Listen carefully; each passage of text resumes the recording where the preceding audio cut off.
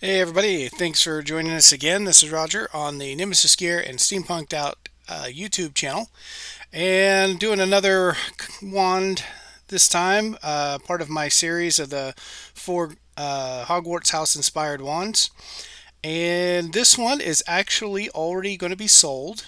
I had somebody contact me from Australia who wanted the set, and so I thought, well, I will go ahead and finish the fourth wand for the set and get a video done for that. And so, yeah, if you really like this wand, then maybe I will do some more similar to it in the future. So, anyways, right now, all I'm doing is getting the shaft of the wand down to about a 3/8 inch size and working that into the jaws of the chuck. Again, I've cut out a lot of superfluous stuff because I'm trying. These are they all are kind of the same process, and so if you've seen any of the other wand videos, then you've seen a lot of this already. So trying to speed that up a bit. If you're interested in seeing a little bit more detail on what I'm doing, you can check out some of the earlier videos where I did not edit out nearly as much.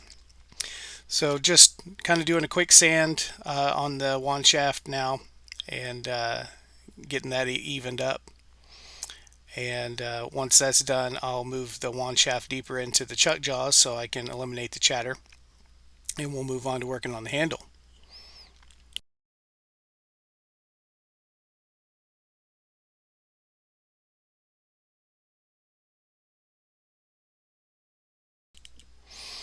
All right, I've already got the handle measurements all done on here, and I'm just using the skew chisel to put in my lines because I'm going to true up the handle a bit now, and then get that excess cut off of the end there. And for the Hufflepuff wand, I decided to go. I really thought about putting some gold in it, but I just wanted to stay true to that yellow and black. And for this one, there's something about, I don't know, for Hufflepuff, I just feel like that busy bee kind of feeling. So you'll see that kind of come out in the design. Using the detail gouge now and starting to do some of the more difficult design work in the handle. It takes a lot longer to put this stuff in. So, anyways, yeah, I'm just gonna keep working the shape into where I want it, and then we'll come in and do some wood burning and some wire friction burning and stuff.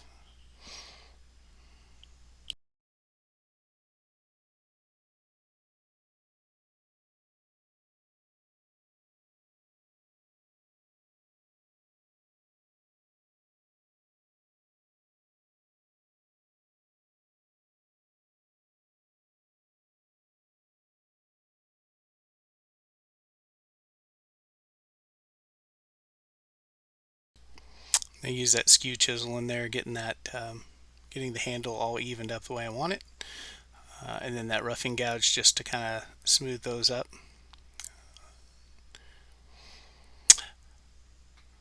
While we're watching here, if you really like seeing these how things are made videos, make sure you give me a like and a thumbs up. I'd like to hear what you like or what you dislike about the videos as well. I kind of feel like sometimes they kind of get to be repetitive. If you've watched more than one. But I know that I like to sit on YouTube sometimes and just watch how things are made. So hopefully some of you out there, this might appeal to you as well. But wood turning is, I think wood turning is fascinating to watch. In addition, so, but yeah, let me know what you think in the comments. What you like, what you dislike, what you'd like to see in the future. If you want me to try some different things or any of that. Now I'm just using the skew to put some lines in there because I'm going to be wire burning that, and then again lots and lots of sanding, which I edit out a lot of, and then I'm gonna do a wood burn design there in the middle of the handle, so I've got that marked out, And I like when I do the wood burning, I like to define that area with a good clean friction line so I do that with the wire, and so that's what I'm doing here.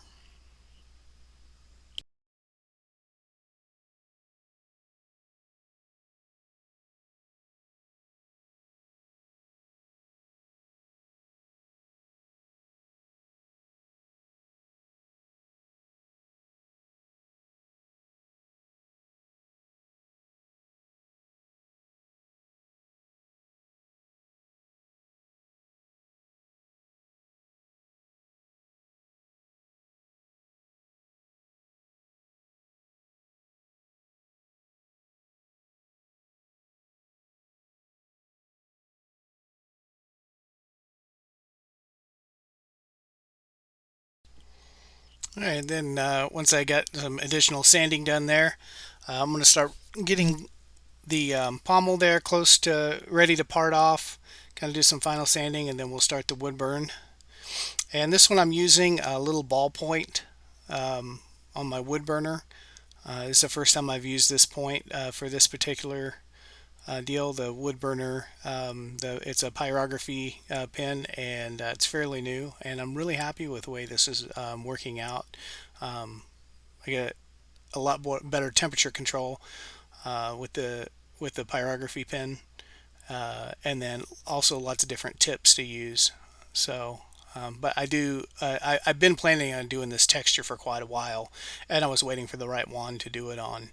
And this one seemed like it was going to be just perfect for that. So, it is rather time consuming, but in the end, I really think it's worth it. It's just, it really adds something extra. Doing the wood burning and stuff like that, instead of just a really simple basic turned wand. But doing those extra details for me, I think, is what makes one of the things that makes each one unique and individual. So,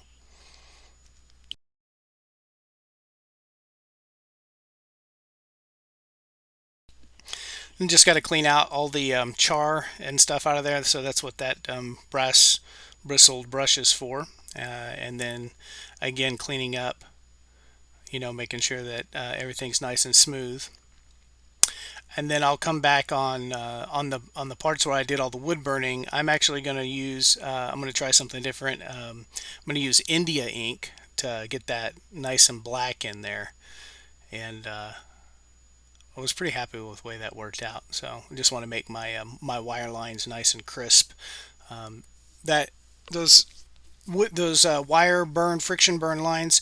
Anytime that you're doing dye, or you're coloring the wood in any way, the wood grain does like to, the dye likes to travel with that wood grain, and so those wire lines really help define an area and get a nice crisp color change, especially if you're doing two colors next to each other, and that really does help that. So anytime I'm doing the color and stuff on there, it seems to be the best way to do it. So, but this is the Black India ink. It does take a little bit longer to dry, so obviously I kind of cut the dry time out, and then I'm going in with my yellow dye now as well, and I was pretty happy with the color scheme of this. As you can see, it does kind of feel like that, busy bee sort of look to it.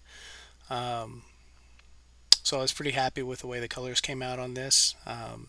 Nice bright yellow, against that black India ink, and then the natural wood shaft. So I really, maple wood is really one of my favorite woods to work with.